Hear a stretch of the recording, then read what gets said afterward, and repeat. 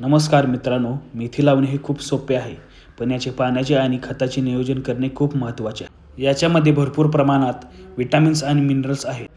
तुम्हाला पण तुमच्या टेरेसवर मेथी लावायची असेल तर हा व्हिडिओ शेवटपर्यंत पहा.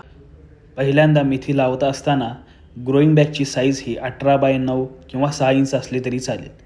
याच्यामध्ये उत्तम दर्जाची माती तयार करून घेणे खूप महत्त्वाचे आहे. त्यासाठी 40% माती, 30% कोकोपीट, 30% गांडूळ खत किंवा शेणखताचा पण तुम्ही वापर करू शकता. हे सर्व एकत्रितपणे व्यवस्थित मिक्स करून घ्यायचं आहे. मेथी चांगली उगवण्यासाठी बियाण्यांची क्वालिटी चांगली असणे खूप महत्त्वाचे आहे. ही बियाणे तुम्हाला तुमच्या बियाण्यांच्या कोणत्याही दुकानात भेटून जातील. आपण ही बियाणे 24 तासासाठी पाण्यात भिजवून ठेवलेली होती. आपण यातील पाणी आता काढून घ्यायचे आहे. बियाणे हे मातीत फेकायचे आहेत, जेणेकरून बियाणे सर्व भागात पडतील आणि आपल्याला मेथीचे प्रोडक्शन पण जास्त प्रमाणात भेटेल. बियाणे हे फेकून घेतल्यानंतर त्याला खताने कव्हर करणे पण खूप महत्त्वाचे आहे. तुम्ही कोकोपीट किंवा गांडूळ खताचा वापर करू शकता. यामध्ये आपले बियाणे व्यवस्थितपणे झाकून जातील याची काळजी घ्यायची आहे. पण हे खताने व्यवस्थितपणे झाकून याला थोडेसे प्रेस करून घेतलेले आहे. बियाणे टाकून घेतल्यानंतर पाणी देत असताना अशा प्रकारची किंवा तुमच्या घरात कोणतीही वेस्टेज बाटली तुम्ही वापरू शकता किंवा तुम्ही वॉटर बॉटलचा पण वापर करू शकता.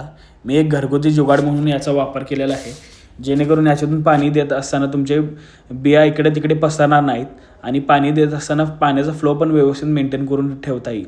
त्यासाठी अशा प्रकारचा वापर करणे खूप महत्त्वाचे आहे. पाणी देत असताना ड्रेनेज होलमधून पाणी आल्यानंतर पाणी द्यायचे थांबवायचे आहे. माती पूर्णपणे व्यवस्थित भिजवून घेतलेली आहे.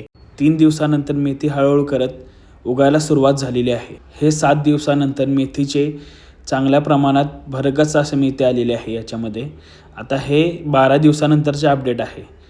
आपण बघू शकता की पाण्याचा कसा द्रव आणि त्याच्यामध्ये आपण ओलसरपणा ठेवलेला आहे. पाणी देत असताना मेथी कधीही वाळू नये, मेथीची माती कधीही वाळू नये याच्याकडे लक्ष देणे खूप महत्त्वाचे आहे, जेणेकरून तुमची पण मेथी अशीच भरगच्चपणे येईल. अशाच प्रकारचे व्हिडिओ बघण्यासाठी आपल्या चॅनलला लाईक करा, शेअर करा, सबस्क्राईब करा.